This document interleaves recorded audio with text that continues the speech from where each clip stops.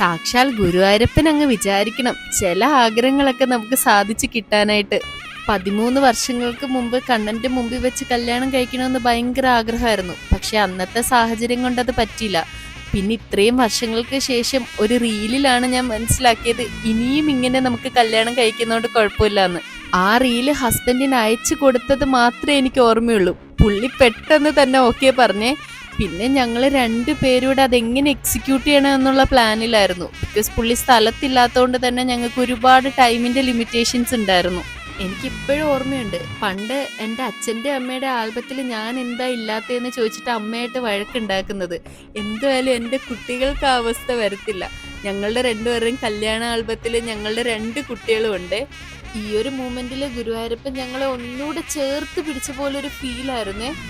നിങ്ങൾക്കും ഇങ്ങനെ എന്തെങ്കിലും ആഗ്രഹം ഉണ്ടെങ്കിൽ വെച്ച് താമസിപ്പിക്കാതെ വേഗം നടത്തിക്കും.